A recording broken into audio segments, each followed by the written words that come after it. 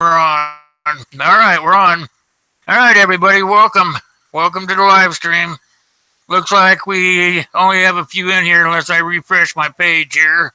Maybe I should do that. I have been just watching, so hold on a second. I'll go out and go back in here. I try to do a roll call if I can. It didn't look like there's too many folks in here yet, but we'll start anyway. Hey, Wayne, how you doing? Wayne's out there. We have K-Fabes here. Cheryl's here, of course. Wayne from West Wind of Survival.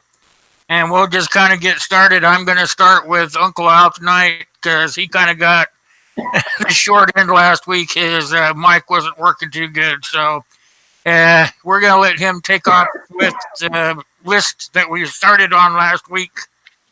Take it off, Al. You're on. Excuse me. Can you hear me? Yep, you're on. Okay.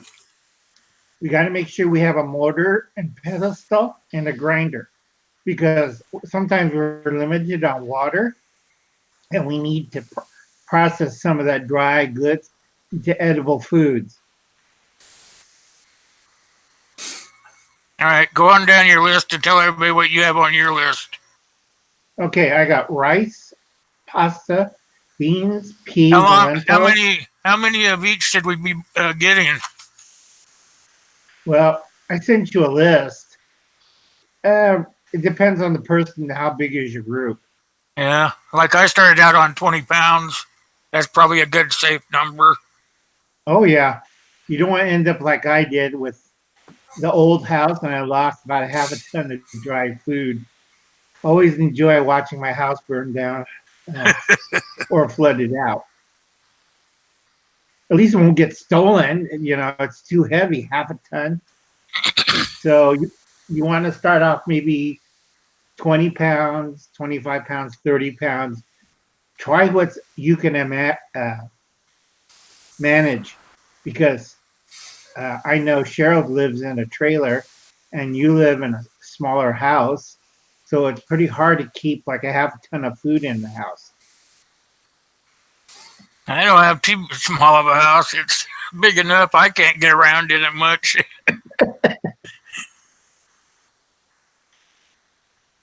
Yeah. Go ahead. Okay, you want dry milk?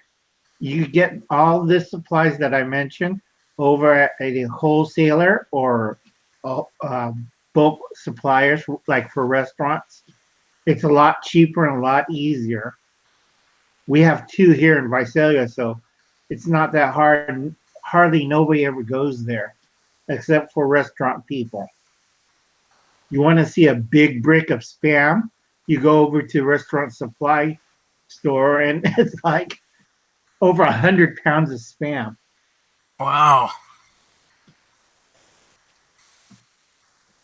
It's not too bad of a price, too. It comes out like a $2.59 a can. Still, that's a lot better than what you buy at most grocery stores. So is that like condensed milk then? No, Spam, and I got hash, I got corned beef.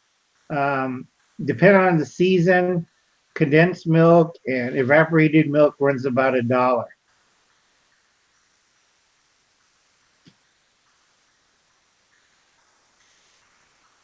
You're still on. And, go for it. Yeah.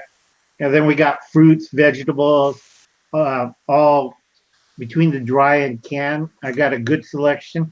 Usually I start off with maybe 50 pounds of fruit and vegetables mixed and about maybe 100-pound dry because I do have a dehydrator and I do dry my own vegetables.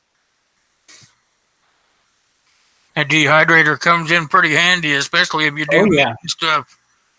You could do like jerky and stuff. Jerky will last a long time if you prepare it right and then you seal it all up good.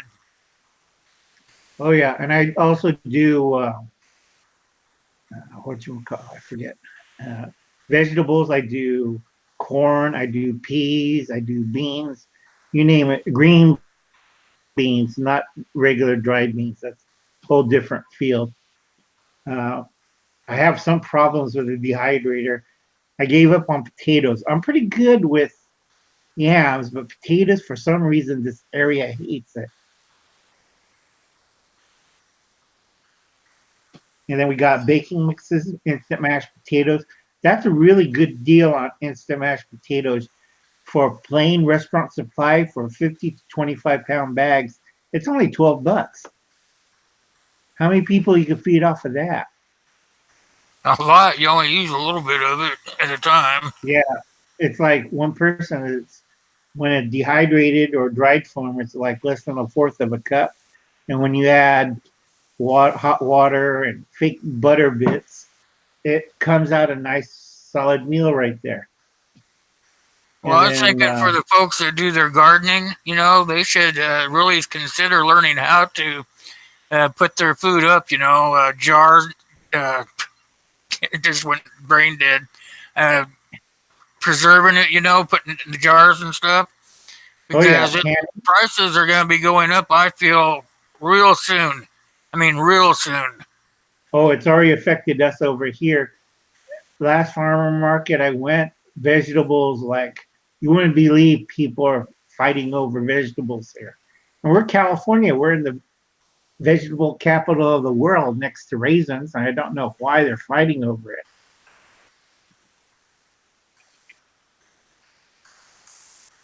So the powdered milk, I figure that if you got 5 pounds of it, that would last you for quite a while. Oh yeah, unless you're baking or cooking with it. Yeah. And then make sure you have at least 20 pounds of salt because it's handy for several things. I would change it to 50 pounds. It depends because you're in Nebraska, right, Will? Yep. I would go change it to 50 pounds, about 10 pounds iodine and the rest canning salt or kosher. Well, that's probably a good idea, but I was thinking about, because you're going to have a pantry. Like I have a storage area in my basement that I put all my goodies away in, and that is stuff that is not touchable. It's the stuff I put up for the emergency time. So I got a lot of uh, like the oats and fruit. Cans of fruit come in handy, but if you can have fruit trees and can that, you are definitely going to be ahead of everybody else. Because I got two orchards. I got two orchards around me, so I don't have that problem. They give me the fruit. Not everyone has that opportunity, but I'm just saying that is some of the things that you need to think about. And those all have to be rotated, just like the food in your cupboards. And only the food in your cupboards, you usually rotate that by eating it. But when you have your stuff stored, in your pantry or whatever you want to call it, that you have put away for the SHTF events or whatever, you have to make sure you still rotate that food too. So take some down, put it upstairs, and bring new food in to replace it.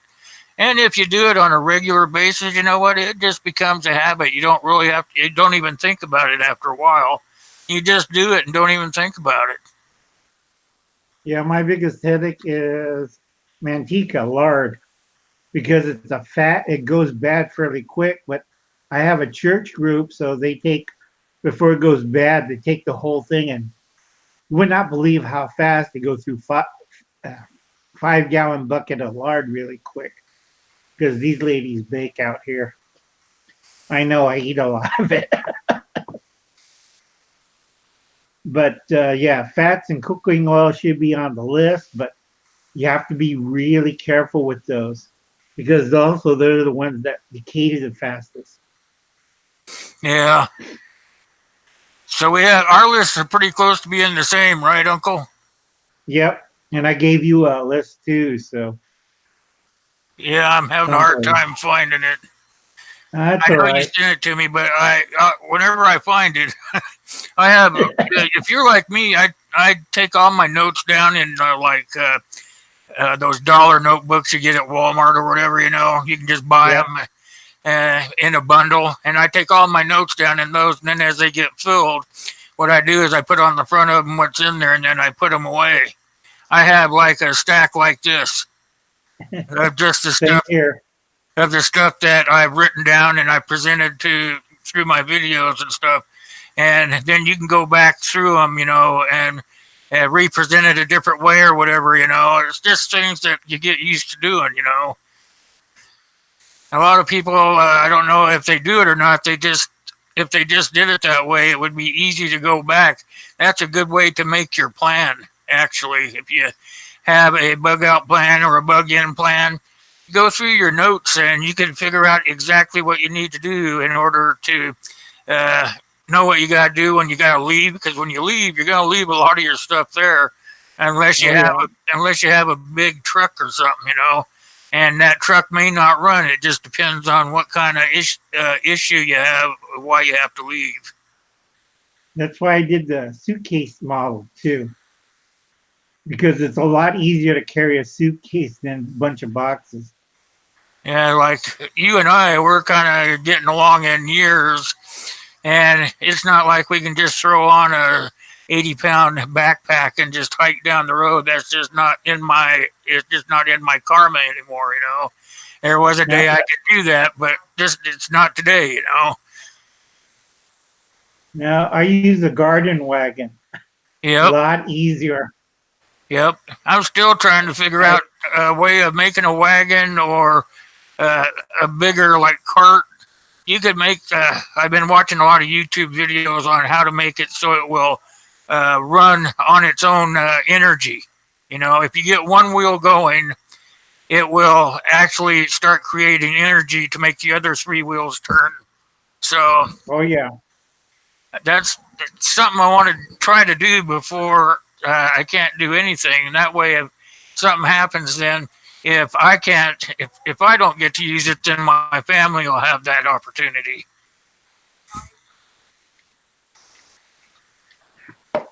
Yeah, I seen those self-powered survival carts. It's kind of trippy, Yeah, except for one thing: it goes by itself in any direction if you're not controlling it. exactly. You would have to put a directional wheel on there, like you do like some of the more fancier walkers and stuff. If you watch the Yeah. old people, those they got those new big walkers now, and two of the wheels spin completely around, but two of them are fixed. So if you were to make two of the wheel fixed and two of them squirrely, then as long as you had control of the back wheels, it wouldn't matter. Nope.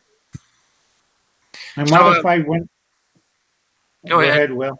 Yeah. So if anybody in the side chat has any ideas on how to make some sort of cart like that, make sure you put it down there below and we can talk about it because that's kind of a big deal. Like I said, motor vehicles might not always be a way to get away. Now, when I was really bad with the strokes, I substituted my walker with a sharpened cart, but my nephew helped me on that. He welded those big cart wheels on it, Uh, and I go one direction, but I could load everything up in that cart and go. another thing that we can think about, in the way of storing food, and that is, and I have some of the, I think I have 4 buckets, but you can get that bucket food, and that Yeah, stuff stores for quite a few years as well. you got to be careful on the bucket food because remember a couple months ago I did a video about that one company that gave horrible stuff to people who bought their buckets. Yeah, that's another thing is you really have to be careful about where you get it from as well. Yeah, Some of these another guys time. are just fly by night companies, but I think like Augustin Farms. I'm trying to think of that other one. Can't think of it right now, but they're pretty reliable. Oh Mountain yeah, House. Is it Mountain House, Mountain? Mountain House. I don't like Mountain House. I like the MREs that they put out, some of them, but I don't care for the buckets. They put the same thing in the buckets as they sell one by one, I believe, on the shelf. Yeah, I oh think yeah, I know which one you're talking about, but I can't remember the name of it right now. yeah. Ditto here. But there are some companies out there. You just have to be careful about who you pick. and make sure that you're getting a quality amount of food in each one, because each one they come in different. Trying to think of it, different contents. So one might only be good for a family of two, and one might be good for a family of four. So you have to plan around that as well. So I'm not a big person on the buckets, but in a pinch, they would work. You know, if you don't have any other way of getting something, they aren't really that expensive. And if you don't really have the space to put like a pantry up with all this other stuff in it, maybe think about going with the buckets. I Oh, know yeah. that DMAC, he was going to be on here tonight, and he may still show up. I'm not sure. But he was showing us last week after we finished the live stream. He kind of took his camera off of his computer and started showing us around his containment area. And he has lots of the buckets just up on the shelves and stuff. And he said he just dreading, he's getting ready to make a big move across the country, and he says he's really dreading having to pack all those up. So, but he has a pretty good system in place. So if you guys were here last week, you know that he was talking about he has his stuff set up in like a tier thing. So he said some of the food that he's got is put away like a tier one, where he won't grab that stuff for several years. He would have to work his way through the other stuff before he ever got to that tier. And that tier, I believe he said, was where he had his buckets of food and stuff. The ones that were lower than that, he had real food in those tiers. So those are all things that you want to really think about when you're putting stuff together. Another good thing to put out there, and I never said this, but oatmeal would be another good stuff to have on your list. Oh, yeah. Because it's filling and it's also nutritious, and it lasts a And, long time. yeah, and it's also one of the easiest ones to convert to flour. Yep. If you have a grinder, put the rolled oats in it, grind it up. You ever try to roll wheat? It's really hard. I've never tried to roll wheat. Trust me, it's hard. I was going to get out my mallet and beat it to death. Kaylin says she uses buckets in addition to cans or freeze-dried foods. You probably use a lot of MREs, right, Kaylin? Because that's what you do reviews on. Yeah, is that correct? You probably got MREs, right, in your food storage?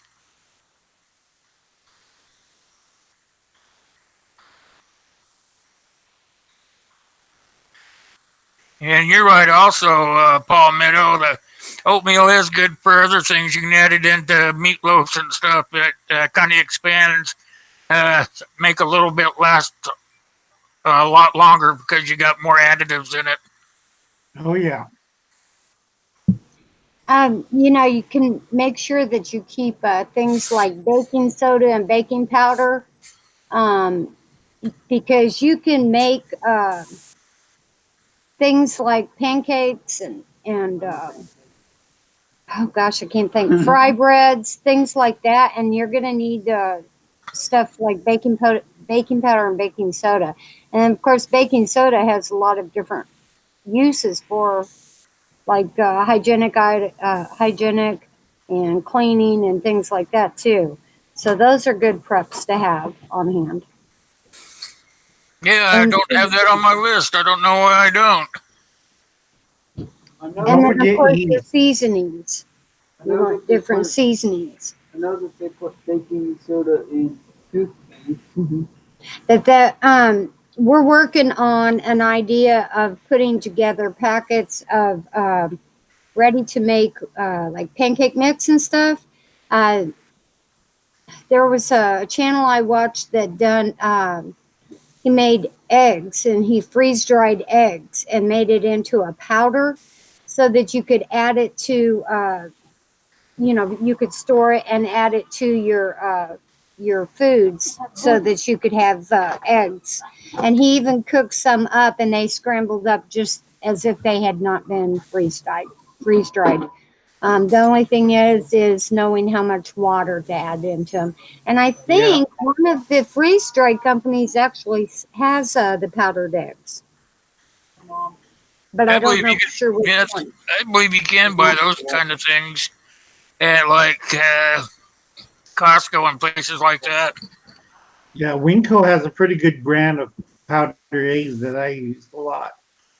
Another thing I didn't put on my list, and I don't know how I missed it, was pastas like spaghettis and shells and stuff like that.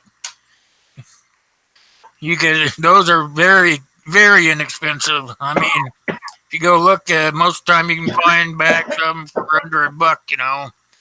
And if you buy one or two of them every time you go to the store and throw them into your food storage cabinet, whatever, or your pantry, wouldn't take you long to have enough to break down and put into a Mylar bag and seal up for a rainy day, sort of deal.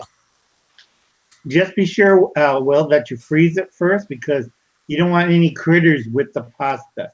I heard that before. I'm glad you brought that up. I heard that before. Thanks, Uncle. Yeah, you should also put your flour and your cornmeal, rice, and beans in there as well.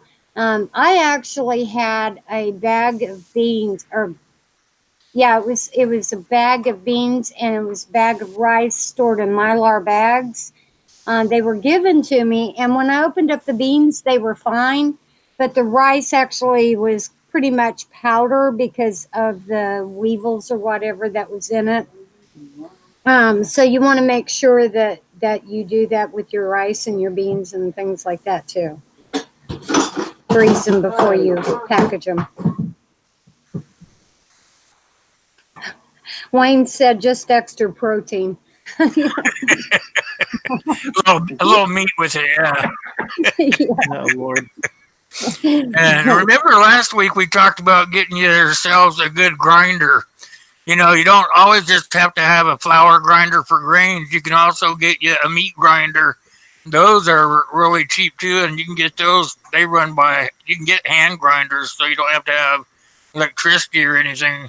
That way, a lot of your meat, if you're butchering your livestock and whatnot, you can take and grind up the portions of the meat that you don't want to pack up into portions for a meal, and then you could do other things with that. I Yep, I saw use I saw one for free here the other day. I'm gonna look and see if it's still available. I think I'm gonna pick it up if it is. grab it, Will, because I use my meat grinder to grind up spam, and I make pork dumplings out of it Oh, that because sounds interesting. spam is pork. Yeah, either steamed or boiled or fried. Every time I fry something, half my nephews eat it all out of the house. And don't forget, if we were to have like an SHTF event where it was going to be countrywide or fairly even across the world, proportionately, the wild game is actually going to disappear pretty quickly. Everybody's going to be out there shooting whatever they want. So it's not going to last forever, kids. So make sure that you're stocking up, or at least if you're homesteading. A lot of the preppers lately have turned to homesteading, which I wish I was still young. That's what I would do. But homesteading would be perfect because you could have your own livestock that way, and then you wouldn't have to worry about wild game or anything. You just have to worry about poachers coming to get your wild game. Yep, that's why I have a koi pond. Not only regular koi, but I got carp as well. So that solved two problems: water and food.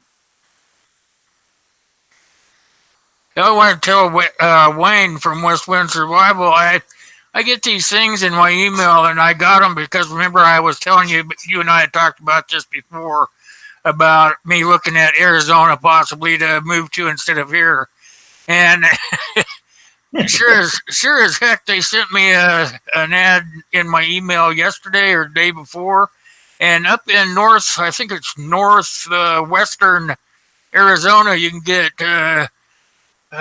shoot, what was it, 10 or 12 acres for like $9,000. and they would put it on an owner contract for you. But it's way out in the middle of nowhere, so you would have to be really good at what you know.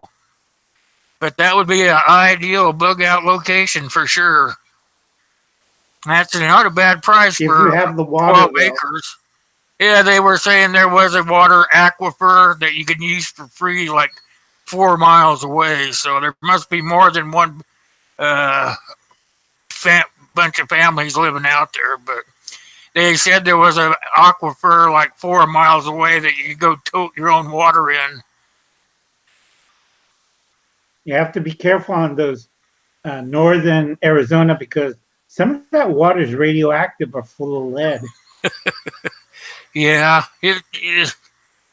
like I said last week, there was a lot of government back in the 50s, 60s, 70s. The government would use Arizona for their dumping. They would dump all their chemicals somewhere out there in the desert. So most of the underground water tables are probably contaminated unless you can get to one that's fairly deep. So, Yep. CBS did about for the Navajo and Hopi.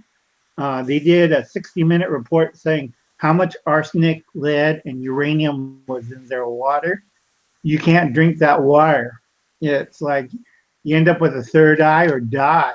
Most of the reservation up there get their water trucked in. yeah, so that's what they were saying, the aquifer. They said they had a picture of it in the ad. I think the name of the company is called Land and Farm or something like that. And they send them to me every once in a while, and I just kind of look them over. And if it's something I think that one of my friends here on the tube would like, I'll try to send it over to them or whatever.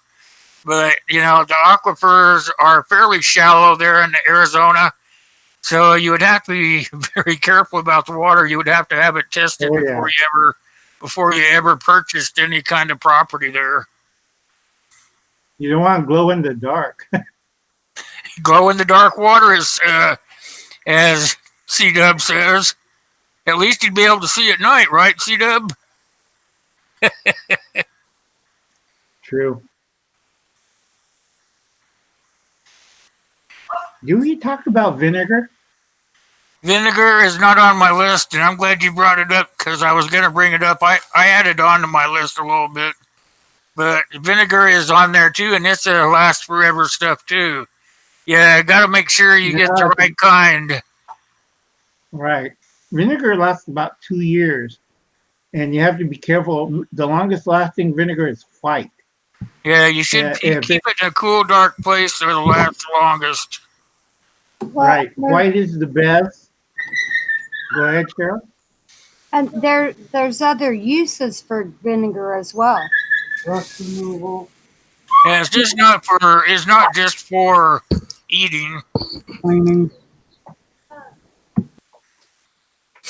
It's like salt, salt's not just for eating either. So salt is a good barter tool, actually.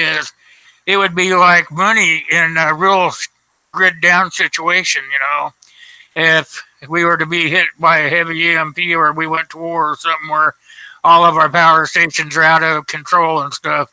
And I doubt that's going to happen in our lifetime, but if it were to happen, it would be just like money. You'd be able to spend it just like money. So the more sugar and salt you have, the richer you are, actually. Oh, yeah. Because money ain't going to be nothing. Even if you had money in the bank, they probably wouldn't give it.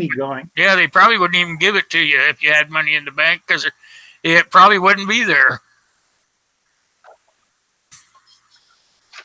Yep.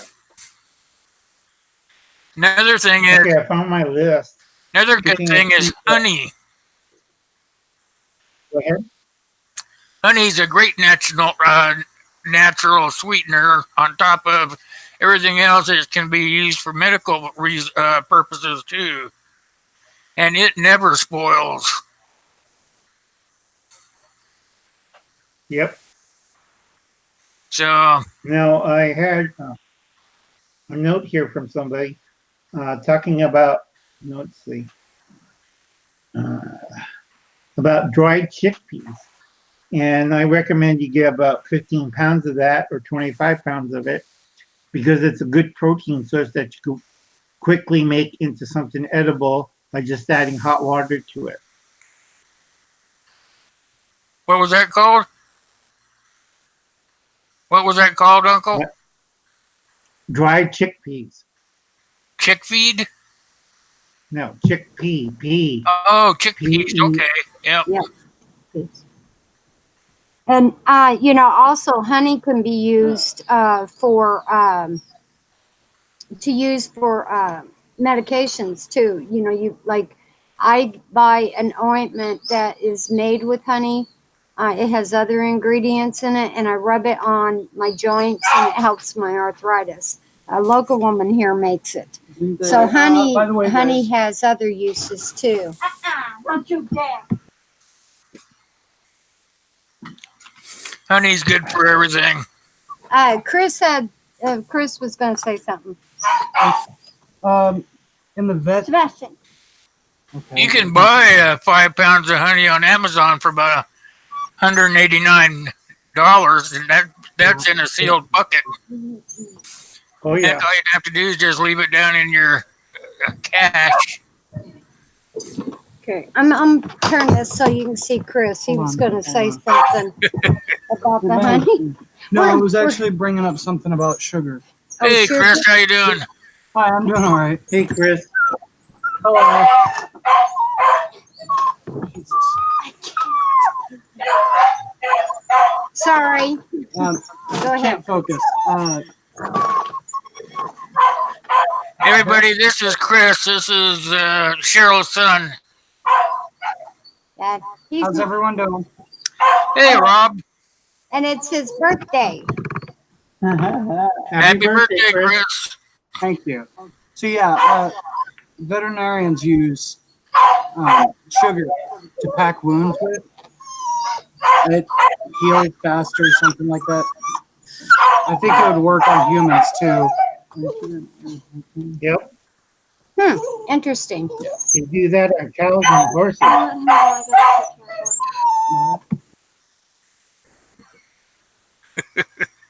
Loud dogs. Yeah, I'm going to mute it because they're just really hyper right now. They're all excited for sure. Oh yeah. So Oh, I I never forgot heard to of sugar. mention I it. never heard of sugar to pack wounds. I had heard about honey, where you could pack wounds with honey, and it would keep the tissues soft until you could get to medical help. Oh yeah. We do that a lot on our horses. Hey, we have Rob out there in the chat. Rob, I sent you a link if you want to come up.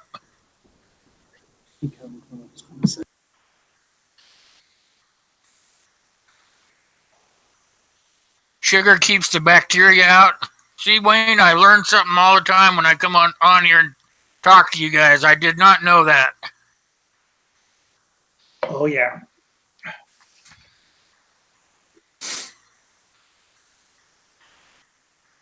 See, I'm missing something here. Napoleon did what in the 1800s, Palmetto? No, you come in, use that link, and come on up, Rob, if you want. That's why I sent it to you. I think Napoleon. There he is. You want to come up too, Wayne? If you do, just give me a thumbs up. I'll send one to you. Wait a minute. Hi, Rob. Hi guys, There's Rob. There he is. How you doing, bud? good. How are y'all doing? Good. You want to tell us what you do for your stuff, for your food storage? From specifically how? I since I just I don't got know. here. Yeah, we're just kind of talking about. We talked about it last week as well, but this week we're just kind of adding in the stuff that we forgot. So if you have anything that I know that you've got a cellar full of stuff. So what Yeah. do you put in there to and know that it'll have a good shelf life on it? Well, the main things I've got in there that have great shelf life are whole wheat. I've got dried pinto beans, dried green peas, and rice. Those are probably four of the main things I've got. And then of course I've got, sugar, salt, all kinds of spices, and then all the different canned goods that we put up, different things, vegetables, jellies, jams, preserves, that kind of thing, that sort. We've got one 5-gallon bucket full of cornmeal. We got a couple that have flour in them. And then we've got one thing that has lasted real well that I was surprised about was the big cans of peanut butter, the big 5 or 6 pound cans of peanut butter. We've had some of those that went quite long and never went bad. They've been good as long as they weren't open. Have not had one of those go bad. The rancidity only happens after you open it up and it starts getting air to it. The milk carton, like the big gallon milk cartons of instant potatoes, potato flakes, have lasted real well too. I haven't had one of those go bad yet. Potato flakes? Yeah, we were talking about that. We thought they would probably last indefinitely if you could get them into a Mylar bag and seal them up. Is that what you do to keep yours? No, we just keep ours in the container they come in. I have never, I have to admit this, I have never sealed anything in a Mylar bag yet. In fact, it's only been in recent years that I even started keeping our pinto beans and rice in something besides the paper or woven, whatever kind of bags they came in. Yeah. And we only put them in buckets just to keep the rodents out of them. Maybe it's a blessing of living up there. Here. Huh?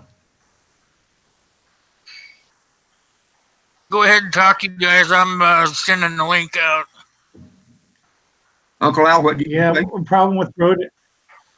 I said we have a problem with rodents here too. Oh. That's why I put everything in buckets and bags. Yep. It's like we had the fattest rat.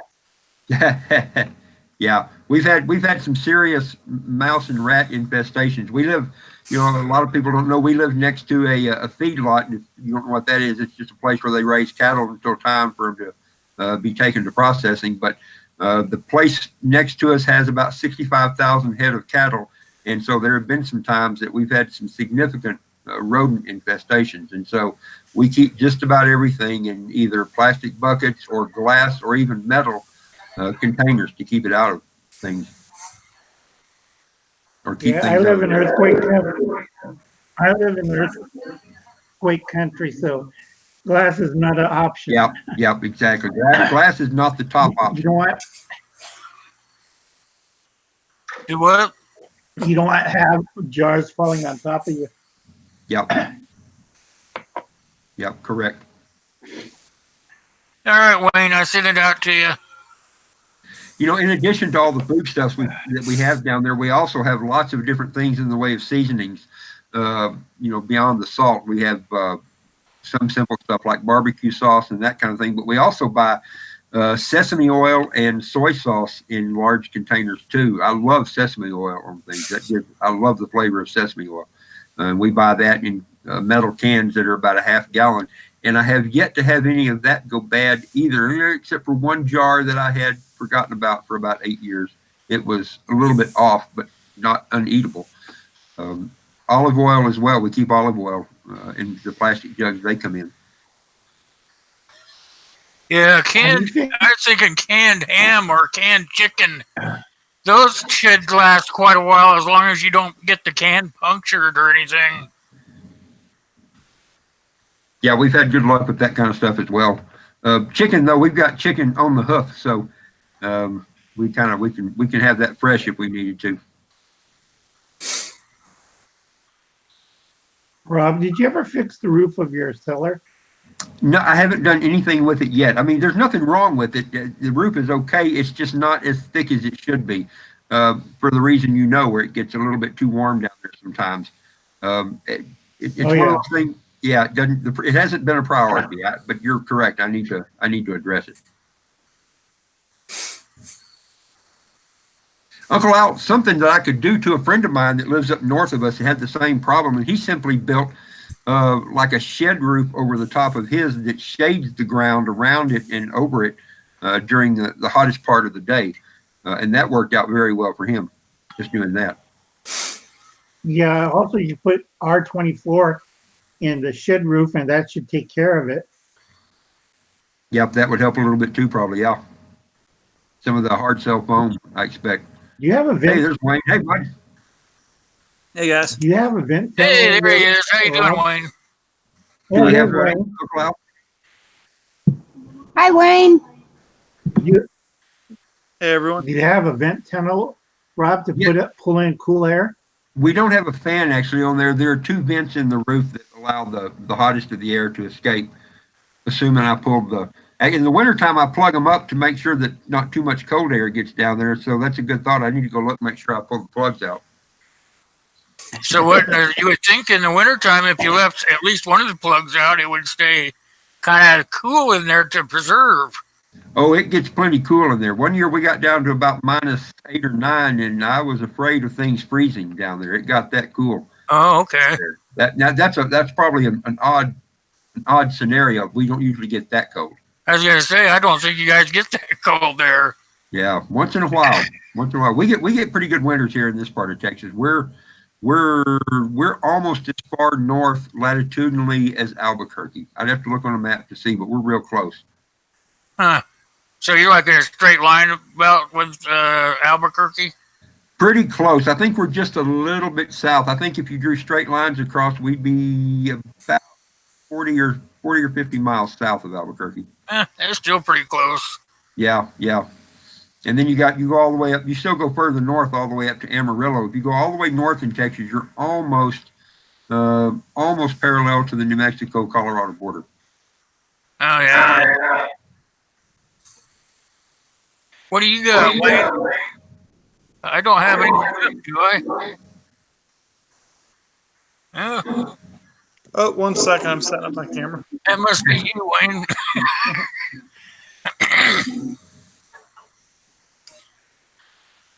I thought maybe I left the volume up on my phone or something. Oh. Hey, Corsair, how you doing? Hey, I forgot to Steve. pull my chat up.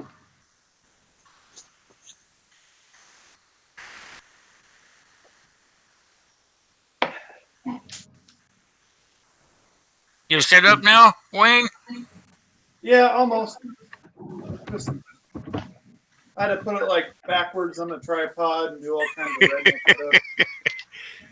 So if anybody in the side chat out there has any comments or questions, make sure you put those in caps, and we'll try to address them up here for you.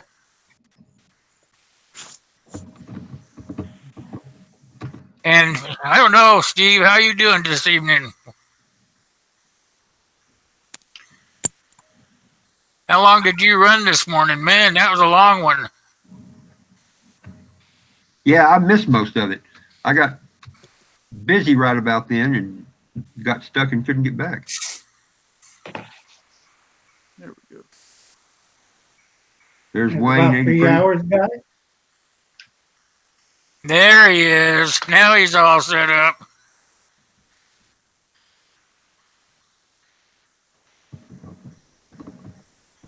Hey, Wayne. Any of you guys had issues with hot and cold weather? Like our place up in Arizona, it gets about 90 degrees in the heat of summer, and in the winter it gets down to like anywhere from 15 to 20 degrees.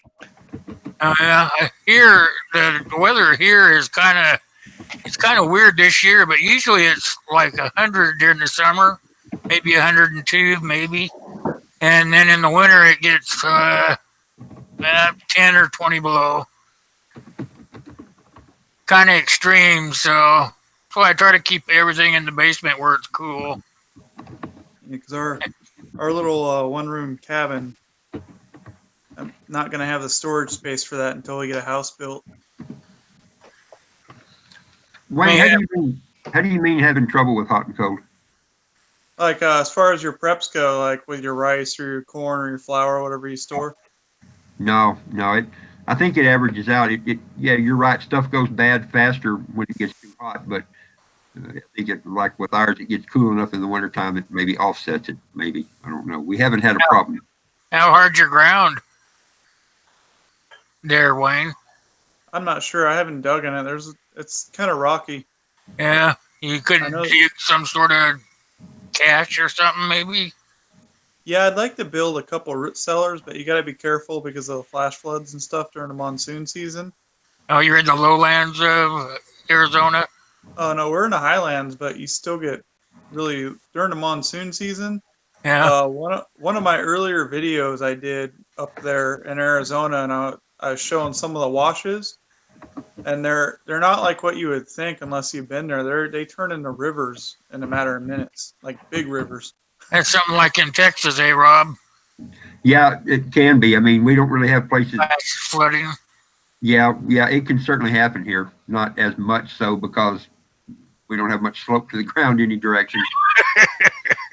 That's our problem. Well, where I live anyway, there's a butte about 5 miles away, but it's all flat until you get there, and then it's straight up. So Yeah, We're at like almost 6,800 feet in the mountains, or sorry, 6,200 feet in the mountains, and just north of us is another mountain along the ridge, and it's higher than us, so everything runs down and then out.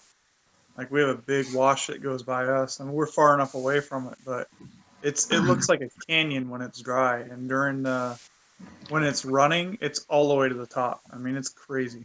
wow, maybe you should look at having a cache, but having it in a different spot to your cabin. Yeah, we're looking at other places. I know Kamala's grandmother, when she had the property before, she had some root cellars up there and some places where it looks like it's a lot drier, where stuff doesn't run. You got family around that area? Tamla does. Her family had the property before her. Okay, we have a couple of questions here. One of them is Palmetto wants to know if you can mound up a root cellar. And oh man is asking if it makes a difference if you seal your rice in Mylar bag than to freeze it for several days. Well, you should probably freeze it before you seal it up to make sure you get all the bugs out of it. yep, Yep. exactly. That and That'd be my cornmeal. suggestion. I'd be worried about moisture too if you sealed it in a Mylar bag. Yeah. Unless you put absorber in there, some absorbers. Well, if you freeze it in the Mylar bag, it could cause condensation inside the bag and you wouldn't even know it. Yeah, that's why I said freeze it first and then let it lay out and dry. And then put it in the bag, put an absorber or two in there. But yeah, I would say you would have to seal it up. If nothing else, put it in one of those damn buckets that have those special lids on them. I don't know what they're called. I do, but I can't think of it right now. The gamma lids. Gamma. Yeah, the gamma lid. And they seal, you twist it and it seals the top of the bucket. If you got a Winco grocery store nearby, they sell that stuff. Winco does. I don't think we have Winco here. We had them all over Washington, but they don't have Wincos here. They have Home Depot, but I've been looking there. I don't see anything like that there. Yeah, Winco's kind of like Costco, but you pay cash and they don't suck. You don't need a membership. Yeah. Yeah, I liked Winco. I used to go there all the time in Washington. I like that better than Costco. I like it because they have Oh, dry yeah. goods in bulk. Yep. Yeah, as far as sealing the stuff up in the Mylar, like I say, we've never done that and never had an issue. We rotate through our stuff probably fast enough that it doesn't become an issue. I think the longest we've had something unsealed just in a bucket. We've actually got some big 7-gallon Mylar bags that go down in the buckets, and we put the bags of whatever it is. We don't dump it even out of the bag. We just put the bag that it came in inside the Mylar bag inside the bucket. But the only thing sealed up is the bucket, and the bucket isn't sealed very good. It's just a lid that kind of screws down on top. And so, in fact, even a couple of our buckets the lids have holes in the top, not holes big enough for mice to get in. But 8 years is about the longest we've had a bag of rice or a bag of beans, and there were no issues with it. So, whatever that's worth. They find Another thing you could probably keep fairly for a long time would be something like Denny Moore, because those little meat stew things or whatever. A lot of people laugh, but they would keep. Yeah, for a while. They're Yeah. they're stored in their own juice. So as long as the can didn't damage or anything, it may be okay for a year or so anyway. Oh yeah, the first expired food challenge I did was a can of Vienna sausages that was 8 years old, I think, something like that, and there were no problems, no issues. Canned food is weird. It really depends on the acidity of the product. Like fruit and tomatoes doesn't last very long, but meat will actually last for a long time. Hmm. Yeah, I had a Also can of cranberry temperature sauce. range too. What's that, Al? Also your temperature range, hotter Yep. it gets, shorter the lifespan for meat products. Yep. And You're anything. talking to a spam kid. I like spam. Yeah. Peanut butter is another good one too, but not the kind like you get in a plastic jar or anything. You can get those big tubs that have those safety lids on them, and those would be good to store for long term and just not use them until you had to, because they're full of protein and energy stuff. They have the fats that your body needs and stuff. That'd be something to think about, just putting it in there and forgetting about it. Yeah. Like, it comes in a big tub, and the lid, it's a plastic tub, and the lid is sealed onto it. Has that little strip thing that you have to take off. As long as you don't take that strip thing off, you should be good to go. Good one, Wayne. These are a lot Is better that to store. great value? Oh, he's got a jar. Say something so I can see it, Wayne. These are a lot better to store because they're dehydrated. Oh, that's and powdered. I have never seen that. Where did you get that? Got it at Walmart. Walmart? Yeah. They Wayne is- dehydrate the oils out of the peanut butter, and it has less calories and fats, which are good for you. But at the same time, the oils are what makes the peanuts and the peanut butter go bad. Yep. So it actually lasts a lot longer than regular peanut butter. Wow, I'm going to look for that next time I go in there. How does it taste? It's Have you not opened the it up same, and but tried it's it? pretty good. It's not like Skippy then, huh? It's pretty good though, Yeah. surprisingly. I'm one of those guys that has to have Skippy. If it ain't Skippy, it's not peanut butter.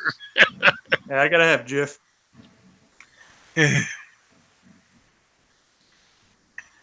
Hoople's cat's in the house. How I you just- doing? Tell us about your food stores, Hooples. Actually, Hooples just said that powdered peanut butter expires as soon as normal peanut butter does, and costs 3 times the amount, 3 times the size, and was excited when it came out, but it is a busted flush for storage. This expired 2 years ago. Well, yeah, that's another thing. Those expiration dates are just guidelines, you know. It doesn't mean that it's actually done. Yep. It's just what the FDA makes them put on there. Yep. Wayne says good to go. Smells like peanut butter.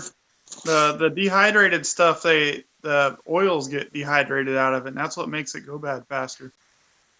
Maybe 2 or 3 years, Hooples, but it's like anything else. You still have to recycle your food, you know.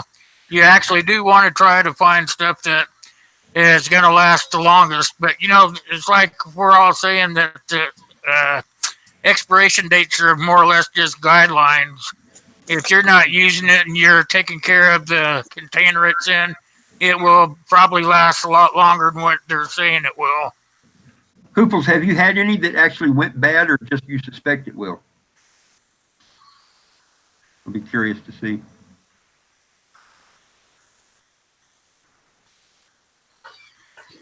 I see a new I've had see a bad new peanut video in butter. Hooples. I see a new video in Hooples forecast. Yeah. Oh my gosh, this fly's making. I just happened to have this out today to because I noticed a date on it. I was rotating it out to start using it to buy a new one. And that's what everybody needs to know that are new to prepping it that's in here is even though you have to take it off the shelf, you remember you're buying another one to replace it. So if you keep doing it the same way every time, it's just like riding a bicycle. You never forget. Yep.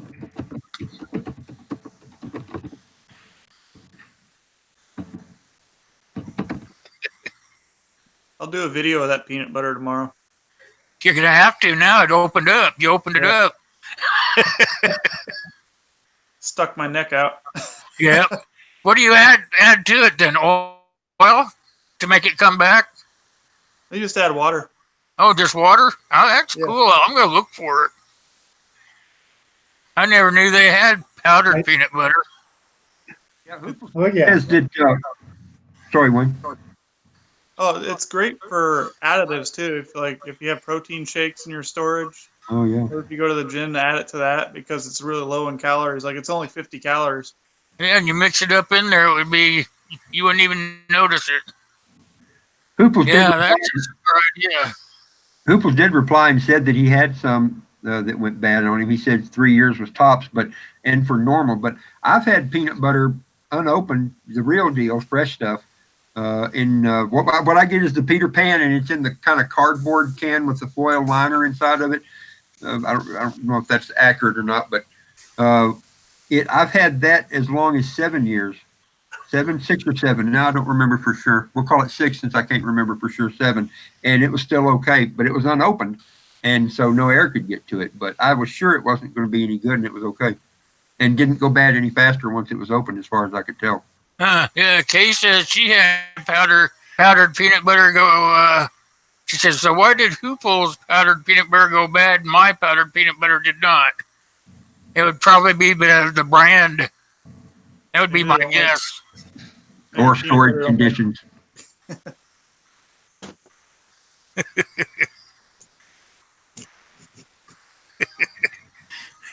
We're not picking on you, Hooples.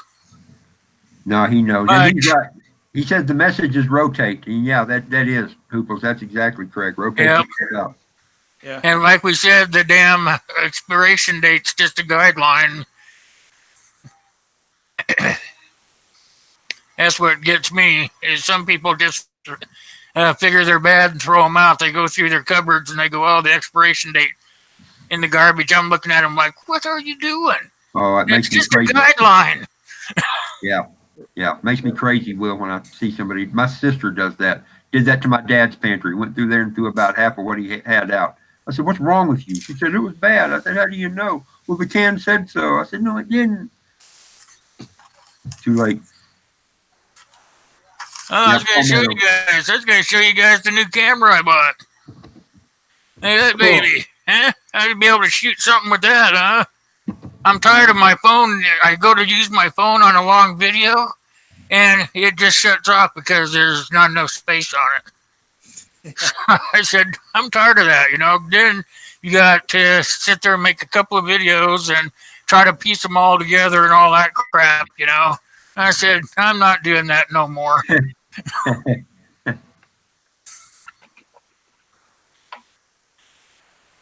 So we'll see. I forgot. I'm working on I a forgot to bring new. this I'm working up. on a new video. I'm hoping it gets a little more views than usual. I'm gonna try using that new camera on it and see if it works pretty good. I forgot to bring this up, guys. If you have kids and young adults, you don't want to forget pogey bait. Sugary stuff, high caloric, sweet stuff. Or you mean sugar? Are you talking about I sugar? mean candy. Oh, candy. Candy. Well, you should be. You should always have some sort of candy around, but not like handed out every day or anything, But you should have some sort of candy around, and not just any candy. I'd say hard candy would be my guess. Hard candy will probably last the longest. You don't have to hand it out to them. You could say, nope, no candy for you today, or something like that. You have to be pretty well disciplined about it.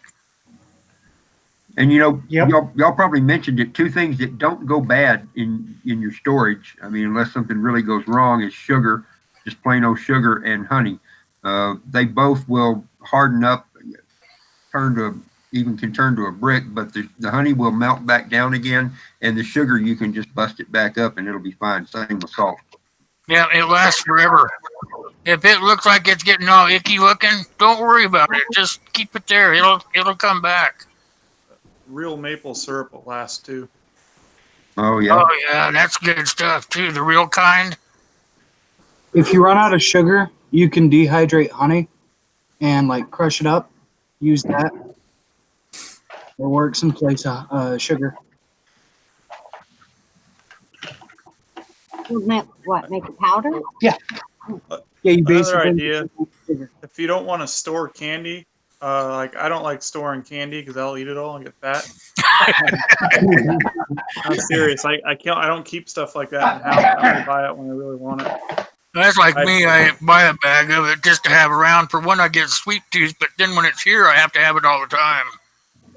I store things like cocoa powder, pancake mix with maple syrup, and then like the mesa I have. If you make tortillas, you can also do them with a little bit of cinnamon sugar. So you can make treats with the stuff that you store, as long as you're storing, sugar, maple syrup, and honey, and the right items that go with it.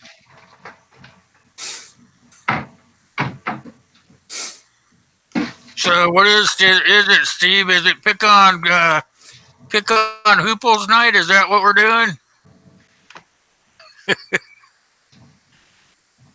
Just kidding. Just putting some light stuff in there. Hey Wayne, I heard what you said. That was hilarious. I gotta tell you a little something. I like having candy around too. I love having a bag of candy. If I don't have, when I used to plow snow especially, I had to have a couple of candy bars in there with me. But once I got them, they could sit there in the seat with me and I didn't have to eat them. I would have the same candy bar for weeks because just having it there. So I don't know, I got some weird thing going up here, but just having a candy bar there made me feel good. And like, if I didn't have one, I'd just like, man, I need a candy bar. I need a Snickers. I need a Reese's cup. But once I got it, I'm okay. I don't have to eat it. And it's weird. I do not know why. Everybody used to make fun of me. Look at all that candy you got. You're going to weigh 800 pounds. I'm like, it's the same one you saw last time. That's how I am with pancake mix. Yeah. So since we have so many people up here, let's find out how everybody stores their water. We'll start with Uncle Al and we'll go down the line. Go ahead, Uncle Al. 255 gallon drums and IBD container. Did you get that, guys? Yep. I got 255 gallon drums and I got an IBD container in my garden shed. So you rotate the drums out. Yep. Roughly, I got about 375 gallons altogether. Yeah. So what? They let you catch rainwater in California. Nope. You get that acid rain. No, they just it's outlawed here. Yeah. I'd be afraid to drink the rain there anyway. All the smog. Nah, pesticide here. Yeah. How about you, Cheryl? You have any water storage?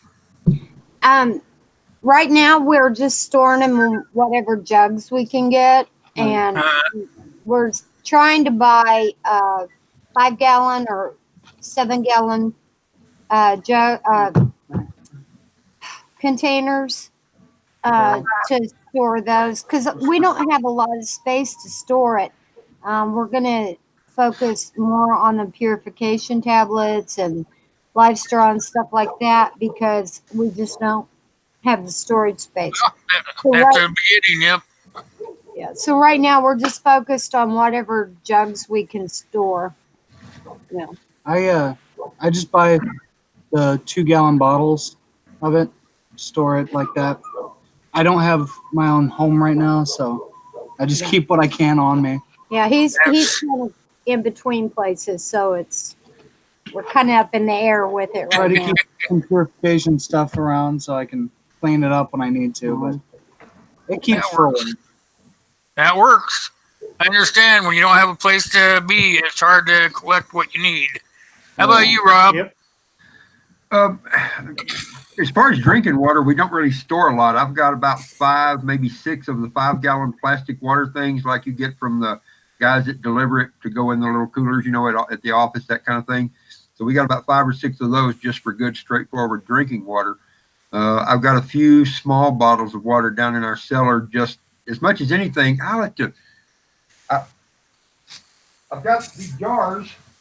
There we go. Like this guy right here. This is, I've been going to do a video on this anyway. I don't know if y'all ever know what these are, but these are like a pop top, flip top jar that seal up good. I put there's some club soda in here. I put it in about, Wayne knows, and that's good beer too, by the way. I put this club soda in here probably 7-8 months ago, and it's, still got fizz. Put that back. But I keep watering a lot of these down in my cellar just to keep that rubber ring. Those are nice bottles.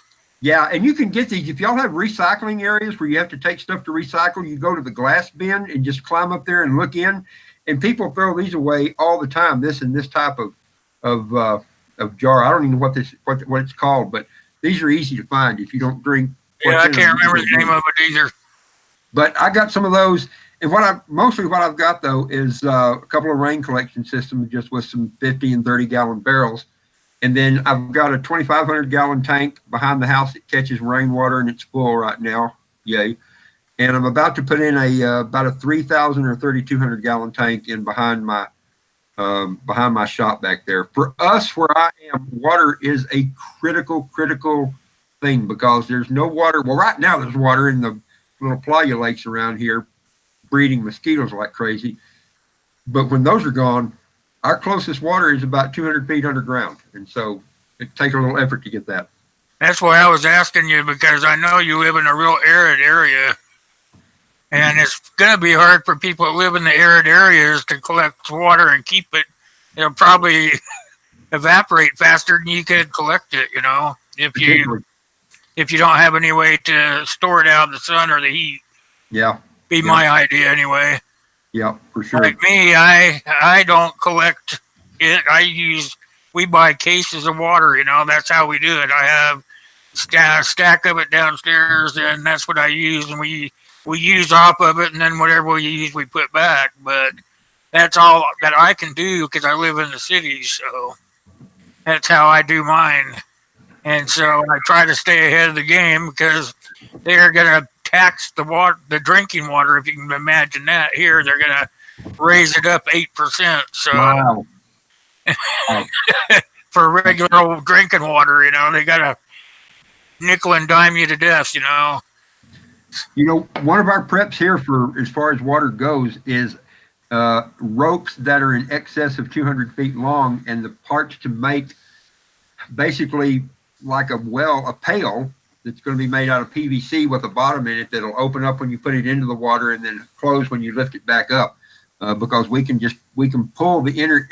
I don't think we'll ever have to do this, but we could pull the innards out of a well, just pull it up out in the submersible pump and get that out of the way, and then just lower that bucket down there. I mean, we're only going to be able to bring up a gallon or 2 gallons at a time that way, so that's going to be labor intensive. And you could actually make you a wellhead out of PVC pipe. I've seen it done on a video where you can put the pipe down into the well, and then I can't remember how they did it. They put in like a plastic pipe and use that for a casing, and then they put a smaller pipe inside of that. They had something that they put on the end. I'd have to go back and look at it again, but they put something on the end. They stuck it down in there, and then they put this T-handle at the top after they got all done, and they could sit there and push it up and down, and the water would come up out of the ground. You can, but you'd be amazed how heavy even a 3/4 inch PVC pipe full of water going 200 feet is. And I've helped pull lines before that had that in there, and it was a bear to get those up and out. A lot of places that works if the wells are not as deep, and there's always solar options too. But just for most people aren't going to have that, and so to keep people from raiding me for water, I'm going to have to teach people how to get their own water. And I have a little fallback plan. About a half mile to the south of me, there is a guy that has a solar well that it's been there several years, and that thing will pump I think he's got a 2,600 gallon something like that tank, and it'll pump that thing full in just a few hours. So we have a plan B. That sounds like an underground spring to me. How about you, Wayne? Right now, since we just got into the new place a couple months ago, I've been buying those 5-gallon office containers, the ones you tip upside down. Yeah, that's what I've got. Yep. They're more durable than the ones they sell in sporting goods that are like $15. Yep. And they I'm not afraid of dropping them or anything, and they're cheap. They're like $7. I got about 60 gallons right now. I got a bunch downstairs and then 2 in every closet upstairs. But I do plan on, after I get about 3 months worth stored up, readily available to drink, I would like to get a 55-gallon drum or 2. Yeah, maybe when you get out there to your property, you can put in a cistern or something. Just keep it full for emergencies. That's the thing. There used to be a water mill on the property, and when my wife went in the Navy, and she's been gone for about 20 years, somebody knocked it over and stole it, but the line is still there into the ground. Wayne, what's a water mill? It's like a windmill, but it brings water up. Oh, well, that's what we call windmills out here. Okay, I just hadn't heard it called that. All right. What did he call? Watermill. And Wayne, Also, we get the monsoons in August and September out there. All the hurricanes and stuff bring the monsoon rains up, so you can actually collect enough water in those 2 months to last you the year because enough falls. Yeah. I was always thinking a cistern would work good if you lived in like the desert, somewhere in an arid atmosphere. Cistern would probably work great because you could probably, like you said, catch enough water during the wet times of the year to fill that cistern up and live for several months. You know. Yeah, I've been working on a design for the house that we want to build. So instead of doing 2-story, I'm going to do single-story with long overhangs to keep the shade out of the windows. And also, it puts a larger footprint to collect water and stuff too. We're going to design the house around water and solar. That sounds like a great plan. Hey, Wayne, I'll give you a little tip on those water cooler bottles, the ones you turn upside down. If you go to the grocery store, where the people turn in their empties to go exchange for a new one, they like ours. They're just in this big open cage that people push through the hole and they drop down in there. If you reach in through that hole, you can pull a couple of those bottles out and swap them for some of your old ones, or just pull one out and promise to return it later, and they don't cost $7 that way. Oh yeah, that's a good idea. Somebody mentioned filtering water, and I have a really good idea for something you can use to filter water. If you can find the infinity scarves, I had gotten a bunch of them on clearance sale for 50 cents each. And they are perfect for filtering water, but you can also use those infinity scarves as a sling or a bandage because of the way they're made. So you can get them in different types of fabric, and they're thinner, so you can actually filter water with those. And then you can also use them to, for head covering, for bandages, for a sling, for all kinds of things. I just discovered that not too long ago. My schmog works the same way. Yeah. Well, he has the schmog, but we didn't have one, so I was looking around what can we use, and I discovered the infinity scarves. So. What makes a good just plain old filter like that is just coffee filters. That's an easy thing to stock up on, and they're woven tight enough that they don't purify the water, but they will filter just about everything out of it. Those gold coffee filters work awesome for stuff like that. Use a mesh coffee filter. Rocks. All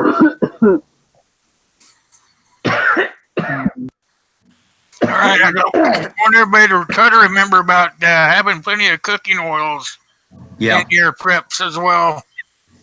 That stuff is something like honey too. It won't go bad if you keep it in a cool, dark place. And also, I mentioned this last week, but I don't know if same people were in here or not. Our cars don't use regular motor oil anymore, but you can still find the regular like 30 weight or 20 weight or whatever they have still at the auto parts store. So if you could pick up like a case of that and put that in with your food storage stuff, that's going to come in handy if all heck breaks loose. Excuse me, because it will keep your knives and anything metal from rusting, and also will be could be used as a good lubricant. You know, to make things keep going around and stuff like that. So I don't know how many of you were here, but for me, I don't do the oil on my car anymore. The car is smarter than me, so I can't get under there and do it anyway. So uh, I just have. Uh-oh, Will locked up. Ah, my video locked up. Oh, No, I think it's Will's. Anything else? There it is. Yeah, well, now you're back. You were gone for a minute, Will. along the lines of motor oil, one thing I recommend is the old Coleman stoves and lanterns, the dual fuel ones. They'll eat just about anything, and I run straight gas in all of mine. Oh, you're talking about the real old ones, right? Yeah, I got The original ones. Yeah, yeah, I like the original ones because it doesn't matter what you put in them as long as it's flammable, they'll work. Because what they do is they burn it clean to where there's the fumes. You pump it up and it pressurizes it and it burns the fumes, so it burns clean. Because everyone always asks, why doesn't your food taste like gas? Why doesn't it get in your food? Because it burns the fumes, not the actual gas. Yep. Yeah, people don't get that. I don't understand, but I guess better for us, I guess. Yeah, I get dirty looks at the campsites when I'm pouring a can of gas into my stove. And just don't forget, you can still use those Wonder straws, whatever they call them, life straws. They have all different kinds. But it's probably not going to be good for a chemical if you're trying to get water out of something that's treated with chemicals. It's good for like your streams or your lakes or something like that that haven't got any chemicals in them. Say you're up in the mountains or something and you don't have any water, you ran out. You can still use it like for that, but it's not good for the chemical type of water. Everybody thinks they're good for everything, but they're not. And my thing is when I get a minute, have enough money, I'm going to make me a Berkey. I'm not going to buy one because they're too expensive, but you can make them. And those are a good way to filter water, you guys. They have plenty of instructions of how to do them on YouTube. So if you have a few bucks extra, think about maybe putting a Berkey together because that would come in handy just to sit down in the pantry with your other stuff. And that would be a way to be able to get you some good, clean water. Be sure to get Yeah, the carbon Berkey and also. Go, ahead, Uncle. Rob. No, sorry, Al. Go. Be sure. Okay. Be sure to get either the carbon or the ceramic filters first, and then filter it again through the carbon, because a lot of people don't, and you get some weird tasting water. I think I've heard that. What do you? You've done videos on that, right, Wayne? I haven't done a video on it yet. The one thing to watch out for with the Berkeys is they're notorious for leaking at the seal. So one thing I would do, like when I build my Berkey system, I'm going to get some food grade silicone and seal around it as well, just as a double measure to make sure it doesn't leak. Because if you have something in your top bucket and that seal isn't perfect, even a little pinhole, you could leak some cryptosporidium or some bad germs in your good water in the bottom. That's a good point. Yep, that's a good point.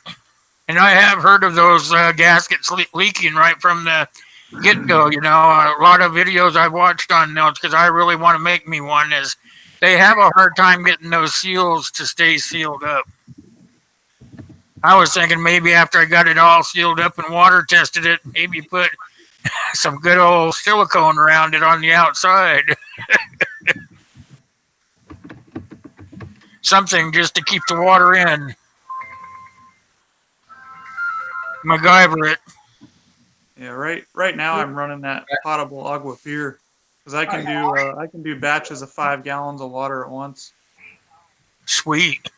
I That was the one that I drank that nasty river water by the cow farm out of. Oh yeah, I remember that one. Oh, gosh. How did that taste? That was terrible. But I tell people though, if they send me something, I don't care what it is, I'll test it out for them going out of their way and doing that. Yeah, I remember way back when I first started doing videos. I think I was trying to make a water filter by doing it with the 2 8-ounce water bottles, where you put the gravel and the charcoal in there and the cloth in between the sand and all that stuff. And then you put the 2 bottles together and you pour water in the top, and you sit there and you let it drip through to the other thing. Well, I had to have it drip through there like 2 times to even get it to come out looking halfway good. And it finally came out looking murky. And I held it up to the camera and I said, "This is a fail because I ain't drinking it."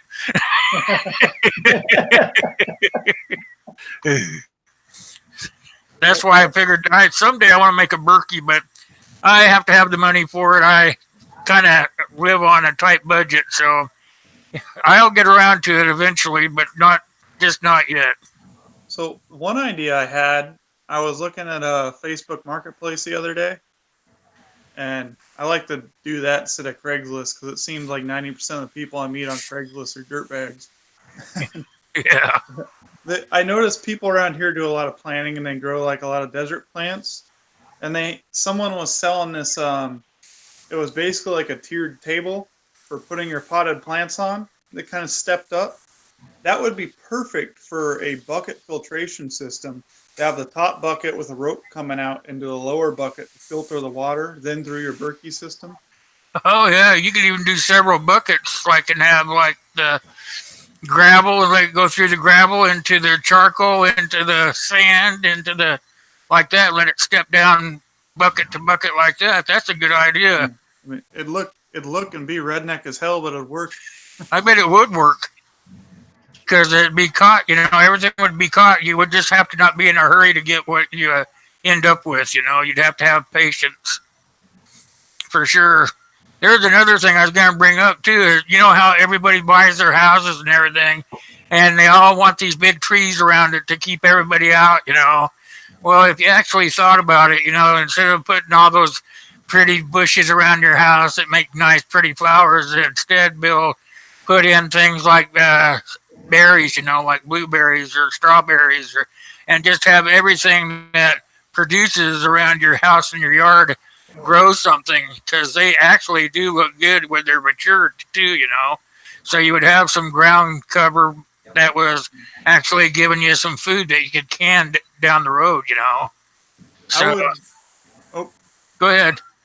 One thing about that is I would not plant anything near your windows or doors. I would rather plant it around the perimeter, around the fence line, because that gives places for intruders or anybody else to hide by your windows and doors that you can't see out. And that's a security issue. Yeah, exactly. And they're saying to put them out towards the middle of your yard or on the outside edge. Even if you had to escape your home, you would have some cover. You could go to and hide behind this bush till they got to a certain point, and then go to another bush and hide there until they got past that. That was the scenario that they were using. You could actually use it to hide behind while you're trying to escape somebody trying to come in and take what you got. I think I'm actually going to plant prickly pear cactus all around our fence line. Yep. Nobody's going to try to come through that. That's just stupid. Yeah, I could have those set up. bushes. I could have lanes of shooting without having to spend money to build them by just putting cactus out around the fence line. Yeah, they have those bushes that grow those little prickly thorns on them too. Well, You build them right up next to the fence line. Hey, y'all. We need to have a Jewish redneck come on because he actually works at a place where they filter water. We need to pick his brain. We need to get him up here, huh? Palmetto? No, Jewish redneck. Oh, Jewish redneck? Yeah. Yeah, we could. He works at some kind of water treatment plant or something like that. I'm trying to find where he said that. He said, I treat drinking water for a living. So we need Probably to. works. Yep. Probably works at what do they call those? Where they take the sewage and make it into drinking water. It's got the Yeah, giant we need- buckets of fluoride dumping it down. Hey, everybody, I need to kind of jump off here. I'm actually at the motel right now watching, and I got somebody about to show up here in a minute, so I should Yep, probably. that's good. That's good, Rob. We're got about 3 or 4 minutes here, and then we're going to be out of here as well. All right. Look, this was fun. Thanks for having me on, Will. I love Hey, doing yeah, I love having you on here, Rob. You always have something good to say. Hi, Rob. Appreciate it. Alan, Cheryl, Will, Wayne, good night, y'all, and everybody in the chat room. I appreciate it. I'm not as good at keeping up with the chat as I need to be when I'm doing this, but good night to all of you, and thanks for the time. All right. Bye-bye. See you next Bye. time. Yeah, Palmetto's got it right. Grow the thorny things around your perimeter. Yep. I can't remember the name of those shrubs that you can get, but man, they got some man-eating thorns on them. You can Oh, put sure. those right up next to your fence line, and good luck getting through there. The blackberries will do that up in Washington. Those things get out of control. Oh man, no shit, no I kidding. hate the- oh, sorry. You can cut them I'll down, stick and to the next wild year they roses. come right back.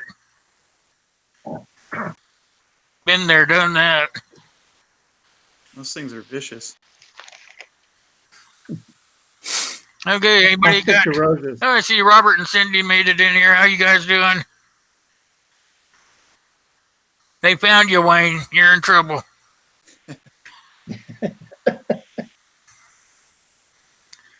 Sue, how you doing, Sue? Glad to see you. I'm glad you came in. I know you've been here for a while. Just naming off some names here. We've been talking away. Iridium 242, I appreciate you being here.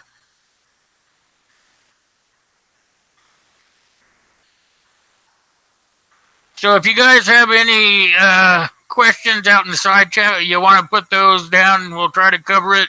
We have about 2 or 3 minutes left.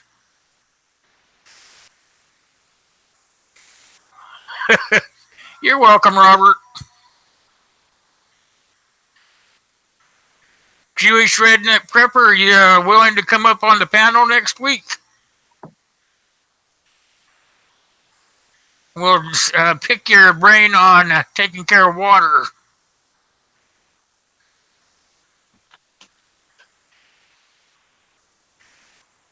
Rose hips are great, huh? Can't remember what those bushes are called, but man, they are man eaters. Have little bitty green leaves on them. You get into, you think you're going through a bush, and then you get in the middle of them, and they just got a hold of you. Holly bushes? Oh no, I got those. All those are terrible. You just cut the branch off a holly, stick it in the ground, and you've got too many hollies. Yeah. I flew off the top of a truck into one of those. That was fun. Yeah, those are stickers too. Crown of Thorns? That's the only You have time I no can way to think get of, on, bro. Jewish? You could get on your phone, you know. Tell you what, I'll send you an email. We'll talk about it.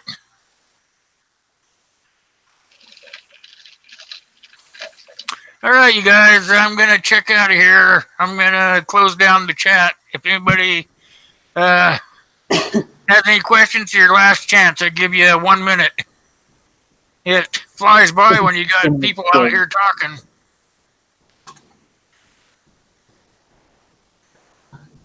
All right. That's the last chance. All right. I want to thank everybody for coming by, and I'll see you guys next week. We'll have probably the same panel plus 1 or 2 more. We'll see. Till next time, you guys. Night, everybody. Night, folks.